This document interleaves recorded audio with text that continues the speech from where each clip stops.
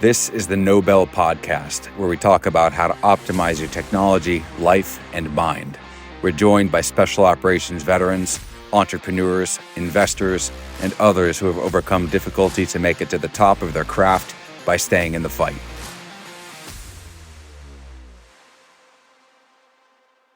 All right.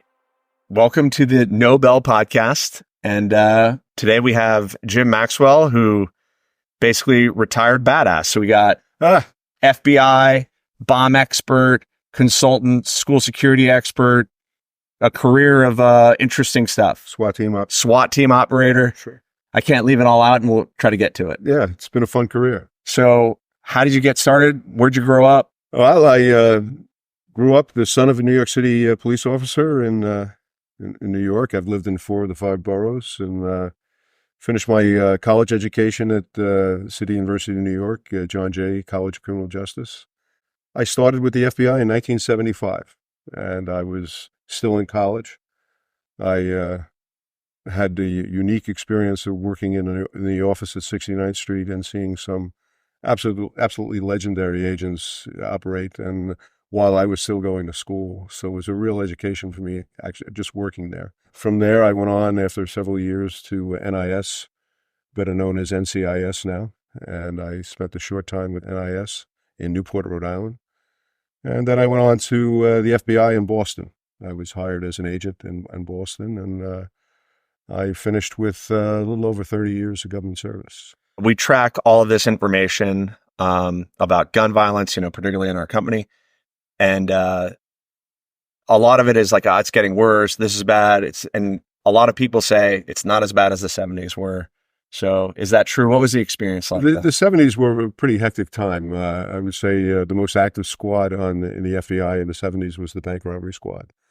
And they were constantly moving. And there were a lot of different reasons for robbing banks. The traditional reasons where you had people with substance abuse problems or financial problems desperate enough to rob a bank. But back then, you had the Fusiliers Armadas de Liberación Nacional, you had the IRA, you had a lot of groups that were using bank robberies to fund their operations. So you had a real cross-section of work there, not just so much criminal work, but in many cases, terrorism or the beginnings of terrorism cases.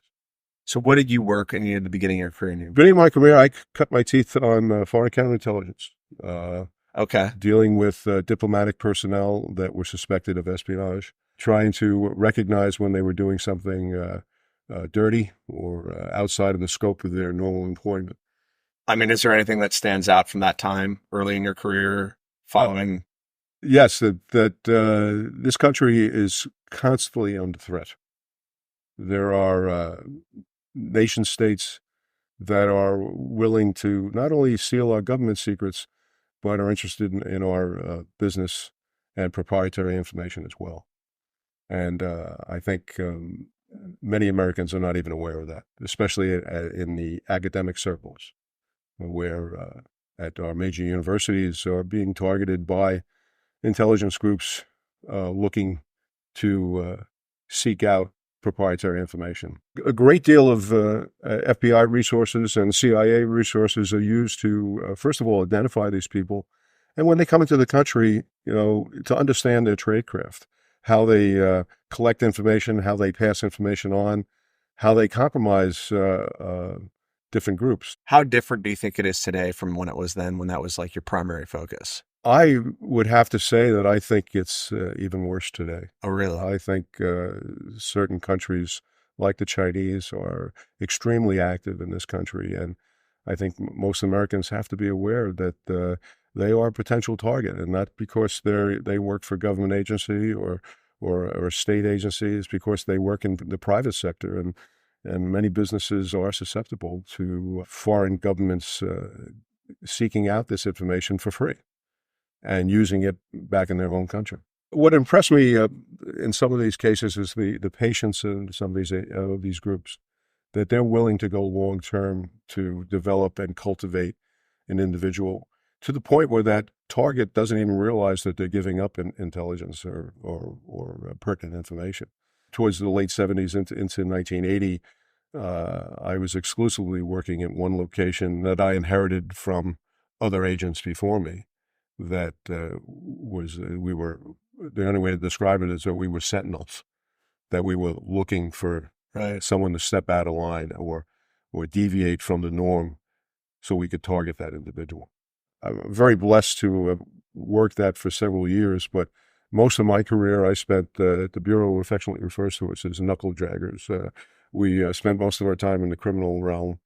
And, that's my kind of thing, knuckle dragging. Yes, and bank robberies, fugitives, extortions, organized crime, and drug cases. Those are, I would say, the bulk of my career. All right, so let's get into that. Coming into the Bureau, what was your motivation to do that anyway? Well, I come from a long line of law enforcement officers. Right. My uncle was a captain in the Port Authority police, and my dad was a highly decorated New York City police officer, and I grew up around that. And my oldest brother, he stayed in the military. He was a lieutenant colonel in the Army. And my brother Ken, he was a New York State trooper, and went on to the FBI and retired as an ASAC of the terrorism unit in New York. And myself, I followed in his footsteps, so it was kind of like the family business. Just everybody's in service. Government service was always a very big thing in my family, and I think, just by osmosis, I absorbed that. And I'm very proud of the people I worked with, and I had some great opportunities. But I will tell you this: I had the best job in the FBI, and most agents know what I'm talking about is being a brick agent or being an agent in the field. I never really thought of myself as a supervisor or, a big boss. And I was very content with just being an agent in the field. And most agents would agree with me that the best job in the FBI is just working in the field. So my brother's an FBI agent. He's somewhere around 20 years and it's the same thing. He's just like, I don't want to be a boss of anything. Right. I want to go after bad guys. Right. Well, I had a tough enough time keeping my own career on the line. But I was very fortunate. I come from the older side of the FBI, where when you became a new agent, you did 6 months in your field office, which was Boston. And then after 6 months, I got my orders. And the joke in the FBI is to send a kid from New York to Arkansas for 2 years in a 2-man office. And I kind of cringed when I first got my orders, but I got down there, and after 2 years down there, I absolutely loved it. And I got to work a cross-section of the FBI's violations, and you had to learn how to think on your feet, and you're in a 2-man office. You're 150 miles away from the nearest FBI help. So you have to learn to liaison with state and local authorities, other federal agencies, and learn how to get the job done by mutual cooperation. Where was the first focus, and how did you get into that path? Because there's a lot of different things you could do. Well, my experience with NIS before I came in the Bureau, and my experience in Arkansas, since I had such a cross section of work, you're a 2-man office, you work everything. Right. And when the larger offices, everybody has a specialty. So when I was finally transferred to the Newark division, I was placed on the drug organized crime squad, and it was like coming home for me, because I grew up in New York, and the guys I went to high school with or I hung out in my neighborhood, they either became cops or firemen or they were bad guys. There really wasn't too much in between. So I was very comfortable in those environments. And, the mid 80s, cocaine use was at its, I think, zenith in this country. And we were all very busy. And it's kind of depressing, because you see the end result of what drug use has done to this country, and it still continues to do in this country. And I don't think we've learned the lesson. You can put 1 million guys away in jail for 1,000 years, but it still comes back. And you got to ask the question, why? Why is there a market for drugs in this country? Why is there a market for illicit behavior? And organized crime people and non-traditional organized crime people recognize that and realize they can make money off it. So it sounds like you've contemplated the why of this, and having pursued it, what do you think the why is? I think it goes back to family structure. A lot of these guys that we've encountered come from broken homes and lack of guidance early in their life, and they think they have a certain view of a world view that this is how I make money, and everybody else be damned, and not realizing what the long-term effects are. It's tough. I mean, the family thing. I mean, just the values of being together in a family, and it's changed. I mean, that dynamic's different. Oh, absolutely. I mean, I'm very proud of the fact that I have 2 sons and my daughter, and my 2 sons are married with children, and they're continuing that same cycle, and making sure their kids get educated and well fed and taken care of, and I think that has a lot to do with it. I think some of the more frightening interviews I've ever done I remember interviewing a bank robbery suspect, and he was a young kid. He couldn't have been more than 19, 20 years old. And I told him, I said, you're going to go to jail for a long time here, son. I got you on 10 different bank robberies. And he didn't seem to care. And that kind of scared me. When was 10 bank robberies? Yeah, 10 bank robberies. Yeah. What? Well, we caught him on the 10th one. We figured out how he was doing it, and we caught him on the 10th one, but we had enough to charge him for 10 different bank robberies. What era was this? Like 80s? Late 80s, early 90s. Okay. And drug use is involved, and also he had no family structure whatsoever, and he wasn't afraid to go to jail. And I wonder, by the time he gets out, does his time, and gets out of jail, what type of monster we created here? I have this conversation with my brother a lot about the prison system in the United States. And I think it's really interesting how the culture of prison is really strong. Sure. And it's something that has been really interesting to me. There's people in our company who, are in corrections, and they're the stories of it, Right. of the culture where it kind of propagates itself. Sure. And there's not a shame of prison. There's a pride of prison. Yes. And the groups that you're in prison, and how I have learned my, when you go watch a movie like The Shawshank Redemption or whatever it is, my perception of prison and the reality of prison are completely wrong. Completely. Like there's totally different things than they are. Right. And not being afraid to go to prison, like you can basically run the streets from prison almost. Like it's crazy. There are some guys with that much influence, but it's just on an individual level, this kid really had no desire for having a decent future. Yeah. He just kind of resigned himself. He said, "Oh, I'm going to go to prison, and I'll do my time, and I'll get out and move on to something else." But it's kind of sad that there's no fear of that. So one thing my brother says is basically like when you put the cuffs on him, a lot of people are like, "There, I'm done." And realistically, you haven't. He's like, "You've only just started." You've just started. Believe me, one of the most rewarding things in the Bureau, and I love doing it, I love going to trial. I loved going to trial because it was a test of everything you did. And if you did something wrong, you'd know about it right away. All right? Because that judge would let you know, Right. or the defense attorney would just embarrass the hell out of you. But I love going to trial. I love crossing swords with attorneys and getting out there and getting the truth out there. We're supposed to be the good guys, and doing the right thing and making sure that the facts are professionally and accurately presented in a court of law. Are there things in a courtroom that got you, to change how you act and behave? You said that you like getting the truth out there. Are there some interesting stories similar to that? Yeah, I think I can remember going to a suppression hearing for, again, a bank robbery suspect. And I don't know if you've ever seen somebody who, this young man, we caught him, and he was in such bad shape. He was speedballing. You know what speedballing is? No. Speedballing is injecting cocaine and heroin. For layman's terms, it's like putting your mind on a rubber band and just stretching in both directions. And it's unbelievable how some people even survive using heroin and cocaine. But one of the side effects is you get a staph infection of your arms. And his arms were so swollen I couldn't get handcuffs on him. All right.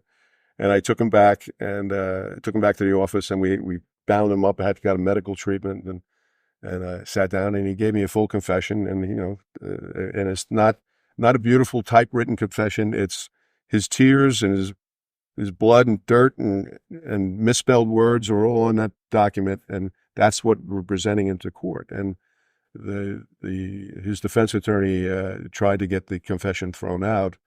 And I remember the judge, we have a standard advice of rights form, and the judge, I'm about to read it for the United States Attorney during the suppression hearing, and I see this hand coming out of a robe over into the jury box and pulls the advice of rights form out of my hand. And he says, "Agent Maxwell, say it from memory."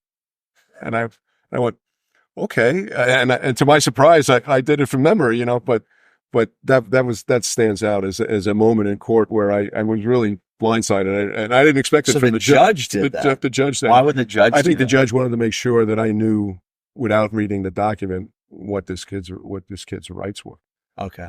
But I remember I knew the defense attorney, and we got the judge ruled that the confession would be allowed in as evidence. And I remember afterwards in the hallway talking to the defense attorney, who I had known for years. And in fact, he went on to be a judge, a very nice guy.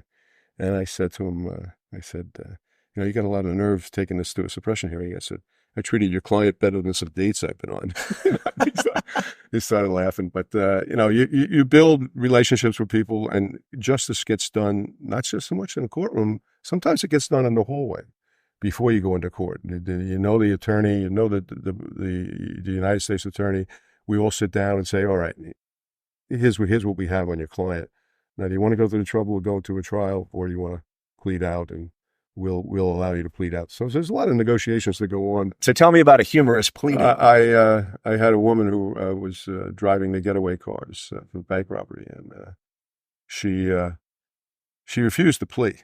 She just couldn't.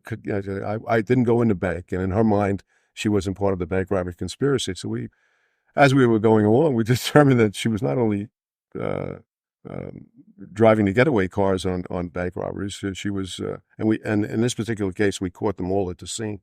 It's the second time in my career I actually been at a bank robbery while it was happening, and we had developed information, and we were onto them, and we followed them for 2 days before they robbed the bank. And she finally went in, and she's at the wheel, and thank God nobody got hurt, and we took everybody into custody. And months later, she was a very religious woman, or appeared to be a very religious woman. She always carried a Bible with her in court, and we sat down for the plea agreement, and we finally convinced her. And she for some reason, she just did not like me, and she said, "Oh, I'll plead guilty." She says, "Mr. Maxwell, you're a cruel and evil man, and I will pray for you."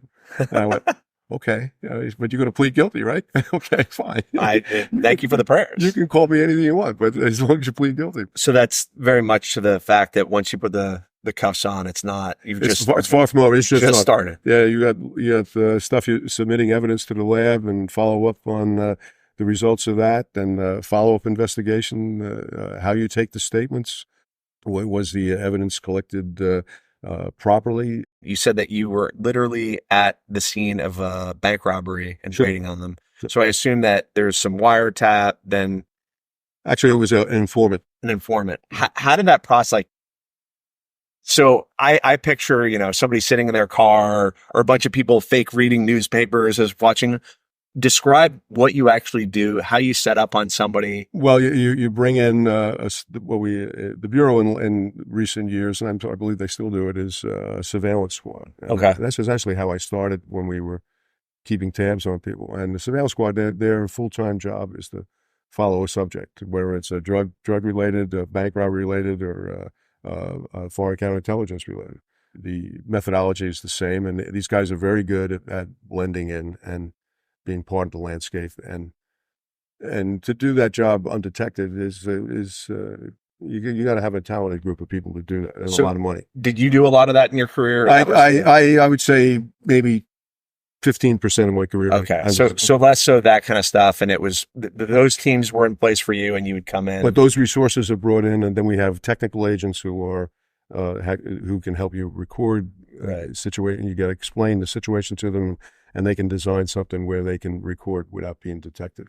And believe me, the technology, as you well know, changes every 6 months, and trying to keep above that. And that's why we have a whole cadre of agents who specialize in that, and that's all they do. And then what I used to do is being part of the Newark SWAT team, the regional SWAT team. we practice a bank robbery scenario all the time, and there are certain criteria and certain things we can and cannot do, and we try to incorporate all those elements at the same time. So it becomes the case agent becomes a conductor. It's not so much you're all right. I need you guys to do this. I need you guys to do this, and try to bring it all together. And fortunately, and I know my experience in the FBI, just quality people who want to be there. And thank God the government gives us the resources to do some of these things, and training and equipment and learning how to use your equipment and knowing what to do at the right time. It all falls together, and then you're taking guidance from FBI headquarters and the United States Attorney on how they would like to see this flow for courtroom purposes. In other words, if you know a bank robbery is going to happen, you have to make every effort to keep that person from going into the bank. You can't, and that's. So what was that? You said that you're physically there for that one. Describe how that scene played out. I was the case agent, and I had my old SWAT team there, and I had the surveillance team, and we had a plane up, and we had the car targeted and wired up, and they went to 6 banks that morning, and they decided they didn't like any of the banks. So okay. Sure enough, the 7th bank, our surveillance team lost them in traffic, which, when it goes wrong. This was in New York? It was in New Jersey. New Jersey. And lost in traffic. The SWAT team in the van was lost in traffic. So it was me, a handful of detectives, and the case agent were the only ones on scene at the bank. And I go, we're going to have to call an audible, guys. We're doing this one. Right. And sure enough, it all worked out. But unfortunately, it was the longest 3 minutes of my life. By the time he got out of the car and got into the bank before we could do anything. Right. So we waited outside the bank for him to come out. Okay. Rather than go in and cause a confrontation inside the bank. Thought it was safer to just let him try to come out. So as he came out, we confronted him, and I had a bag of money thrown in my face. One of the detectives did a beautiful open field tackle, and everybody was taken into custody with no further injury or danger. Was it with a gun? How did that? He threatened a gun. Okay. He threatened a gun. But a lot of bank robbers, threaten a gun, but they don't necessarily have one. Right. So he did the old jacket kind of. Yeah, or a note. I have a gun. Oh, okay. And you get all shapes and sizes with those. And as your law enforcement, everybody's waiting on it. Like, you don't know the threat level to you, right? What he had. So you have to sort it out. Right. And he got scared. He threw the bag of money at me, and my detective partner tackled him. And it was a windy day. We had to gather up 14,000 cash off the front lawn of the bank, and we accounted for it all. And there have been other instances where I was affiliated with the SWAT team for 15 years, and we trained all the time at the local military reservation. In fact, we trained with SEAL Team 5 a couple of times, and a great bunch of guys. And that type of training the normal street agent doesn't really get. But I had a chance to see actually all that training and preparation come to fruition in several cases. The Atlanta prison uprising in the mid-'80s, we were all flown down to Marietta, Georgia, and got off a plane, and we were shown our tents, and we camped out for 2 weeks outside of the prison, waiting, negotiating the release of the hostages there. So, and that was the first time that I said, well, now it's all making sense to me that this is why we train every 6 months. We go away and do what we have to do for these different scenarios. The World Trade Center bombings in '93, my team took all those people into custody in Hudson County, and that was the longest 2 days of my life. But we successfully rounded up all but one of the suspects. With not a shot fire, which I think goes back to a schedule of training and anticipating potential problems like this, and training guys on not just weapons, but how to use vehicles and tactics, and practicing those tactics to bring us all to a safe conclusion. So that first World Trade Center bombing. Yes. So did you went to like their houses and wrap them up and all separately? What happened is they were like the gang that couldn't shoot straight. They rented Ryder truck, as everybody knows. The agents who were doing a crime scene in New York, one of the guys from the explosives unit in the FBI laboratory found the axle to the Ryder truck, which had a confidential VIN number on it. And that axle was traced back to a rental in Jersey City, New Jersey, and it all fell into place. And the guy who rented the truck actually called up the rental place and said, the truck was stolen, but I want to get my deposit back. I said, yeah, sure, come on in and get your deposit back. And that's how all the other people were identified. And we hit the location where the bomb was mixed. It was a solution of urea nitrate. If you know anything about explosives, urea nitrate is very caustic. And when you went into the room where the 50-gallon drums were being mixed, you could see on the ceiling the paint was eating away off the ceiling in a perfect circle where the fumes from the urea nitrate were just taking the paint right off the ceiling in the location.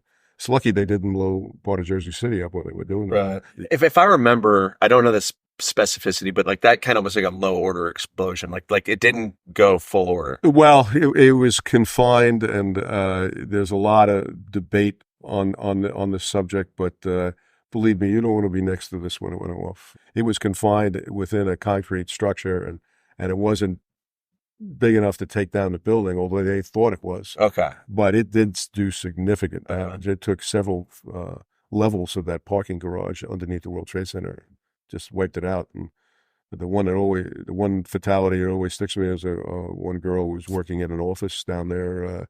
She was pregnant, and she was one of the fatalities. Just a sad day. But we took Ayad, who was the chemist who worked for Allied Chemical, who used the licensing from Allied to obtain the precursors to mix that bomb. We took him into custody at his home in New Jersey, as well as at least two other locations in Hudson County where other co-conspirators were, and an additional one. He was a fugitive. We grabbed him in Cape May, New Jersey, and then the last one actually made it out of the country, and he was taken into custody in Egypt by the FBI. A guy named Abdul Lima.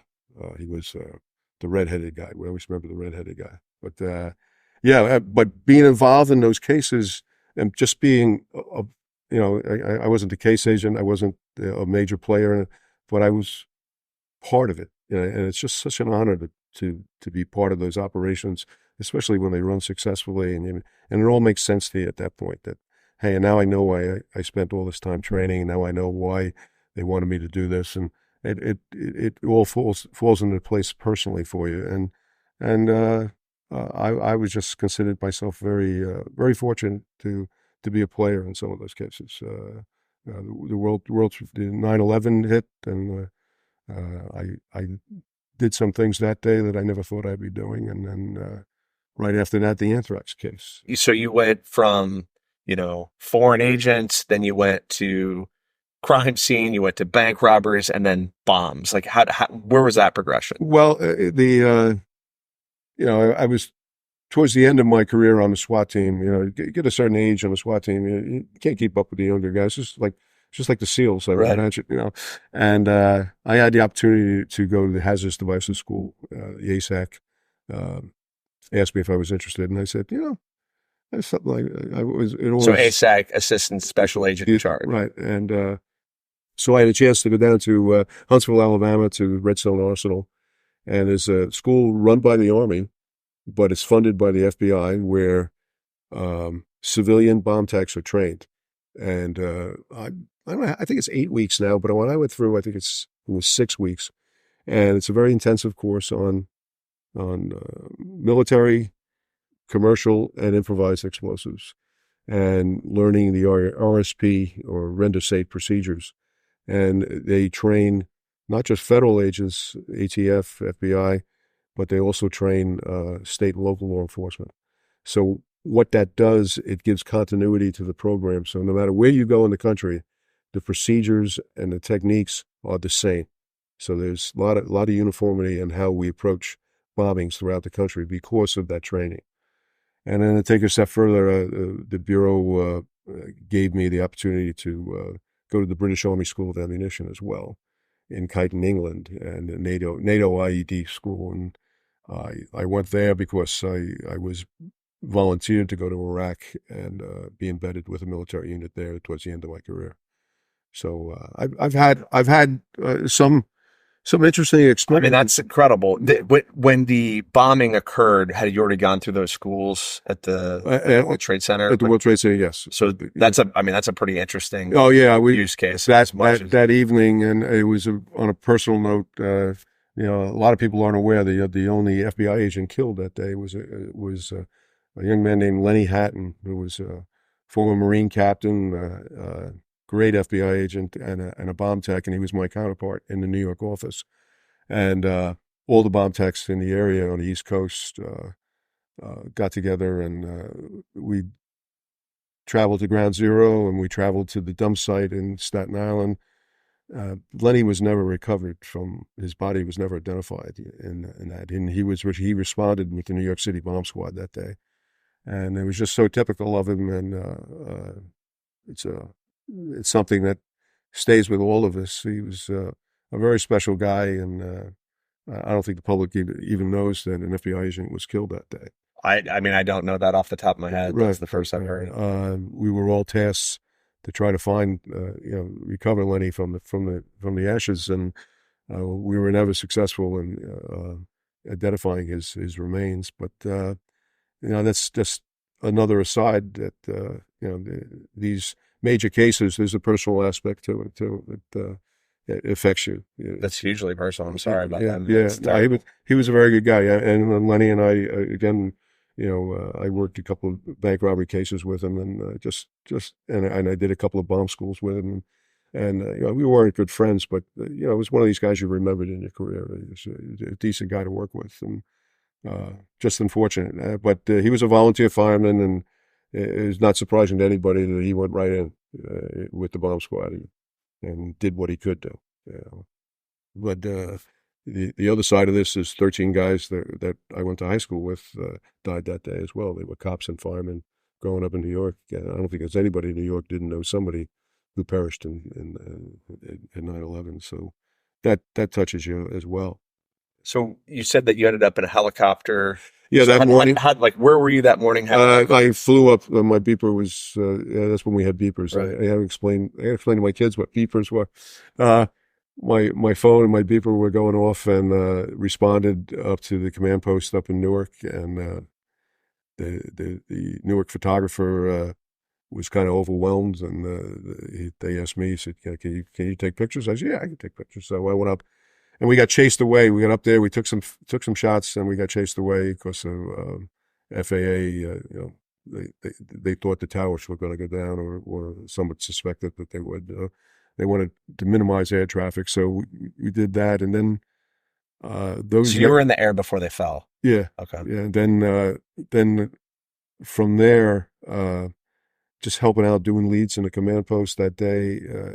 It all seems like a blur now, but hundreds of leads were coming in, and trying to organize the command post and get the right people to go out and do interviews. And there were so many false alarms and things like that. But that evening, I got enough clearance to go over with the New Jersey State Police Bomb Squad and just to assess the area. And it was just, being a native New Yorker, that was something that's indelibly etched into my mind. That area of New York. I remember my father worked there, and I had other relatives who worked there, and my brother was responding as well from the New York office. So, and I had a nephew who was in the building and got out, and he's an agent today. Oh, yeah, he was so effective.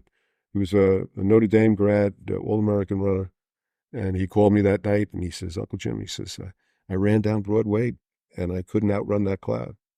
And he says, "I dove in a doorway," and I think the whole being involved in that had a traumatic effect on him. And a year later, he was made an agent. He never told me or my brother. He applied, and he's got a wonderful career right now, and we're very proud of him. But I think his mother's still mad at me that because we were the influence on him getting that job. But Yeah, that day, I could probably talk for hours on the the ins and outs of that experience, and then moving on to the dump site and working at the dump site, looking for human remains, and these are the things that they don't tell you about in training school. No. You just have to learn on the fly, and I'm very fortunate that I work with some experienced people that gave me some good guidance along the way. I don't even know that experience can help in that because nobody's ever seen that before. Yeah, I think it's just like the anthrax case. Right. We responded to the Hamilton post office, and I leaned down and I went, "Yeah, that's white powder, all right." And a day later, I was on Cipro, and because we were all exposed. But I think during that case, I had 3 exposures to anthrax. Thank God, I never tested positive, but we were kind of learning as we went along. Right. Even as a bomb tech, I knew that what level 4 was, and how to approach these things. But still, we really didn't. It was a mop suit they call it Right. in the military. Right. Yeah. Level 4. Well, try to wear that for 20 minutes on a hot day. I mean, we'd have to go to the O course in those. That was always like the thing. You put it on and you just realize, Yeah. I don't ever want to get into a gunfight in this. Yeah, You can't see through the thing, you sweat through it. Exactly. It's designed so you can't. There's it forces air through so you can breathe easier. Right. Like you don't have to It's a have circulator. it. Yeah. Right. And that's supposed to, you But sweat it's a great way to lose weight. Right. It is like a new guy torture. Yeah, but even handling evidence, we had to go out. I remember the Philadelphia division went out, and we set up a command post at State Police Headquarters in West Trenton, and we were collecting evidence. And we went out and bought a $30,000 tent with an atmosphere. It is a pressurized tent, so Right. so anything that went in did not get out again. But we were doing this stuff on the fly. Yeah, I went into the SEAL teams because of 9/11. I mean, that was I grew up in that community that was, Sure. known people. Sure. And was a huge impetus, but I was not there. I was not physically there. And I still have friends who are firemen that I grew up with that are still feeling the effects of that. Right. I have one good friend who's not doing well at all, and the only thing we could trace it back to was that day. Yeah. I mean, there's the stuff that people breathed in, Yeah, for exactly. months. I mean, I don't even know how long that lasted for. Yeah, and we've lost so many agents over the last 10 years to cancers. Yeah. Between Ground Zero and 9/11 and the Pentagon building, Right. and even working the site in Pennsylvania where the plane went down. A lot of the agents who worked evidence on that were victimized by unexpected cancer. Right. I don't think it's going to end anytime soon. No, probably not. No. So, but that's part of the job. I mean, you don't think about while it's going on that potentially can happen to you, because I think most of the people in law enforcement, not just the FBI, they want to get out there and get involved. They want to help. My last experience in the bureau working in the sexy unit, I always like to tell people I worked in a sexy unit, a combined explosive exploitation cell. I think that acronym was made to be a joke. Yes, yeah, exactly. But I like to say it was the best and the worst career move I ever made. I worked under a Navy command with ATF and DIS, and the CIA showed up once in a while, and British and Australian EOD, as well as Army EOD, and the Marines occasionally would show up. And it was an interesting experience being in a war zone and trying to operate as a law enforcement official. And you learn on the fly, because you have to understand that the rules change when you're in a war zone dramatically. I worked with FBI while I was in the SEAL teams, and both I would turn evidence into the FBI, and then we actually had HRT with us. Right. So HRT would go on missions with us, and they would be like the questioning, and Right.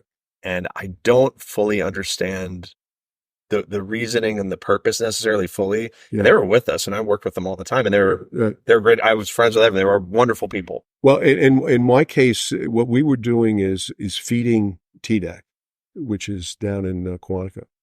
And don't challenge me on the acronym. Yeah, but I have no idea. but What do they do? what they do, if you go down to Quantico, there's a huge warehouse. Like in the period I was in Iraq, I processed 1,200. My unit processed 1,200 devices. Okay. Right? And what we were doing is building a library of devices, techniques, Right. and even exploring the physical locations where the bombs were left in order to build that library or a reference book. So God forbid it happens here in the United States, we understand how they would go about doing this stuff, especially improvised devices. I was amazed that I saw some very sophisticated electronic devices, and then I saw some basic rudimentary devices that I said, wow, this is pretty clever stuff. And it's all off-the-shelf technology. Right. All right, so you can go into Home Depot or an electronics store and buy everything you need to build a very sophisticated device. And that's what these guys were doing.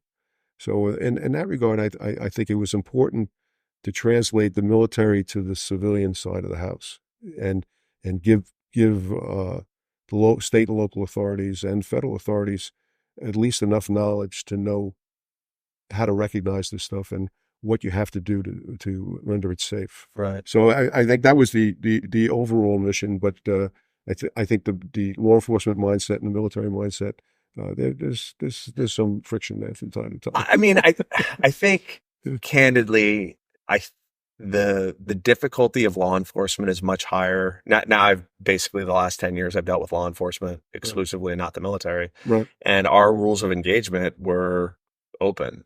And if I felt threatened to my life, I was allowed to use my weapon. Right. And I'm in a war zone, and when you're in the United States, you basically can't ever use your weapon. Right. Except in the most like someone is going to die right now if I don't. And that's just a total different mindset. Is I would rather take the risk to not. And I've been in a lot of tragedies. Oh, yeah. And we didn't come home with people, and like there was a lot of loss of life. And I've been around that a lot. Yeah. And just the no one was ever taking pictures. Well, that's not true. Yeah. When they took pictures, like outsiders, it wasn't really a threat that could be used against us. You're just like, maybe that's going to go to government use for, propaganda or something like that. Right. Rather than someone is trying to end your career. Yeah, you broke the rules by showing how awful you were when you're, your heart's racing and, that something terrible is about to happen. People's lives are threatened. You're there to protect. Like, that's just so different than my experience. I recognized the first week I was there that I couldn't be fully candid with my superiors about what was going on, and because they would have taken us out of there. Right. And I didn't want to shortchange a military unit because the bodies were at a premium. Right. And we had lost the guy the first month I was there. We lost the Army EOD guy. It was terrible. Yeah. I experienced that, and I hardly knew this kid, and he was a wonderful kid, and he would clear our crime scenes for us. And we weren't allowed to do the RSP in the theater. We were civilians, but I'd be lying to you to say that we didn't. Right. We had to. Right. Because we were the only guys there sometimes. And when you're in those situations, you want to do that. That's the these are the rules. I can't say no. But I do have to laugh. But the first mission I was ever out on, the British major was up on a 50 caliber, and I'm driving. And you have to explain to people that the rules back then, in 2005, that if you had a vehicle coming perpendicular to the convoy, they have to stop. Right. If they weren't stopping, it could be a very melancholy situation. And sure enough, one guy didn't stop. The first time I was out, and I hear thump, thump, thump, 3 rounds come out in the engine block. And I got to slow down and make a report of this, right? Keep on going, mate. Right. It was not. I learned very quick. Okay. So, things like that.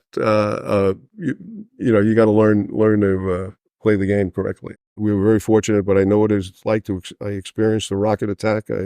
I know what it's like to experience a mortar attack. And these are things that I was completely candid with my superiors in the green zone. They probably would have taken us out of there. Right. But you become very close to these guys when you're working in those situations. Of course. And we just made a decision. Well, if there was nobody hurt, we're not going to really complain about this or say anything about it.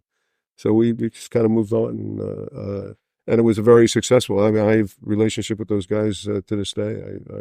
We still get together once in a while. Oh, that's awesome. Online, and some guys were in Australia, and other guys were in England, and some of the ATF people that we worked with, they're all great people, and we all shared some difficult experiences. And it's the first time towards the end of my career, to be honest with you, I felt like I was actually doing something, especially with the terrorism issues. But it was very rewarding. We gave some intel to a Navy SEAL team on the placement of these devices. I said, if you go to this intersection periodically, you might catch these guys placing a bomb. And sure enough, they did. So it was very rewarding that some of the fruits of our labor was paying off as far as preventing that. Right. Because from a civilian point of view, being in a war zone and driving down a road, or Route Irish or Route Michigan, and one day you're down there and there's nothing happens. It's been a long time since I remember those roads. And nothing happens, but 2 days later you're responding to a bombing to a place that you actually passed by, and to me it felt like a very elaborate game of Russian roulette.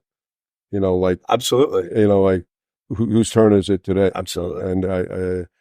And you drive over a pressure plate that wouldn't get, like, you'd find out that stuff after the fact. Oh yeah. Oh, they just didn't have the batteries in, or Sure. the batteries went dead, or Sure. oh, that was there, blew up 30 minutes later. Like, Sure. we drove over that. Yeah. My experience in Iraq was pretty tame compared to some of the. And we had an HRT agent was shot, wounded while I was there, and then the guy I replaced over there, he saved the life of a British officer who was blown up by a bomb when he arrived on scene, and did some unbelievable things. And I actually have him on film surviving a bombing. Oh wow! Yeah, he lets me show it. I show it to police officers. I said, the guys, you think you see a bombing when what you see on TV. This is what a real bombing looks like. And it was his convoy was being bombed. Somebody happened to be videotaping it at the time. They survived it. It was him and an ATF agent, and they saved 2 soldiers out of a burning vehicle, and it's all caught on film. It was incredible. Yeah, really incredible stuff. But so when I look at stuff like that, my time in Iraq, although I had a couple of hairy moments, that was nothing compared to what some of these guys did. And some of the bomb disposal people got blown up a lot. Oh, the vehicles that are the Buffalo or whatever. No, the Buffaloes. Yeah. I talked to some of the military EOD guys, and there are experienced guys like New York City Bomb Squad or LA Bomb Squad. Maybe during their career, and they've done maybe 50 RSP. Right. You took some of these military kids; they've done 200, 300 jobs. Like, right. Yeah, I mean, it's amazing. Yeah. Amazing the experience level, and and they're very, very good at what they do. Yeah. I mean, the Navy has what I would argue is the best COD. Oh yeah.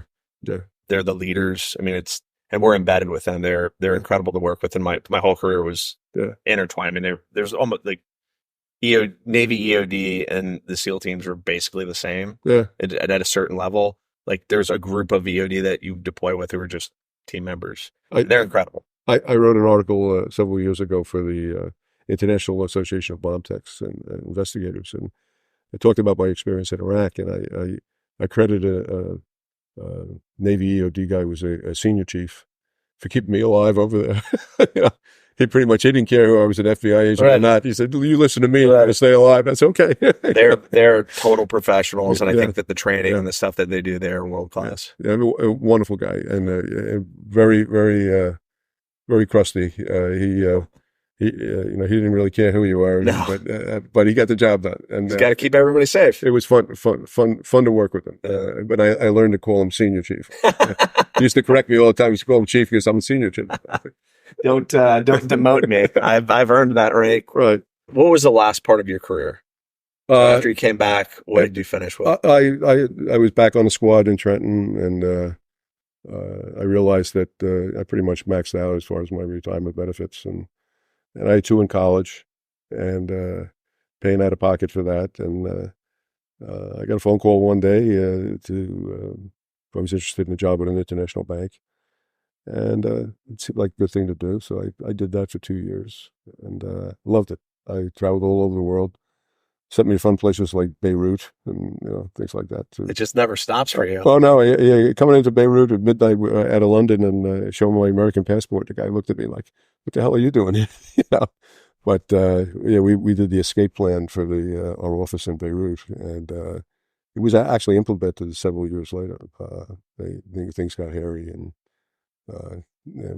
we got our people over the border before things got out of hand. But yeah, they hired me to troubleshoot things like that. Then after that, I bounced around. I did some work for the State Department, evaluating law enforcement courses around the world, and Indonesia, and I down to Blackwater a couple of times, and some foreign police classes down there, and then got my PI license and put out my own shingle, and was very selective about what I would do and what I wouldn't do, but mostly things at the corporate level, and most recently working for Buckley Peterson Global. Ed Peterson, Jim Buckley, just wonderful people, and Ed's a former SWAT buddy of mine, and just incredible guy, former head of security for Major League Baseball, and Jim Buckley has a great career as a Patterson police officer, working with DEA as a supervisor, and then going on to the NFL, working security for the NFL. So I was in good company, and we've done stuff all around the world. They've sent me to Paris and London and Milan and to do work, and we do work here domestically with schools and hospitals and doing threat assessments and training. And Ed asked me several years ago to do a active shooter school for civilians, because I did it for police officers, and we did it, and we've been doing it regularly ever since. So it's been well received. So, and I think it's necessary these days, unfortunately. That the public has to be aware. They know what to do when a fire alarm goes off. They need to know what to do when there's a dangerous incident unfolding in front of them, what their options are. That's where we met. So I think we met somewhere around 5 years ago. Yeah. Doing that. Yeah. When you guys first started, a buddy of mine who was an Annapolis grad, we were working on the committee for Travis Manion up in Doylestown, and he said, "Hey, you got to come over and see these guys at Zero S, and tell me what you think." And she knew I was involved in private security, and looked at it. I've always been impressed with what you guys are doing, and I think you've developed it to the point now where it's something very viable, and you should be very proud of your efforts here. I think if it's security at schools and places that we all congregate, it's important these days. It's important to have that extra edge. I mean, we're just trying to be one layer of it, and obviously it takes a lot more than that, but it's pretty awesome to hearing your story, and I mean, it's unbelievable. It's completely extraordinary. You keep volunteering again and again and again. I talked to a chief the other day. It was at an event in Bucks County, and I miss not being in the mix. All right, and I was saying, how can I contribute? I'm 70 years old, and I want to, at least contribute to the safety of the public. But I said, Chief, I'd love to sit down with either your department or a group of departments in my community and give you a refresher on what a bomb looks like, or what a blasting cap looks like, or what bombs smell like, or what improvised explosives are, because you're the guys who are going to see this stuff before anybody else does.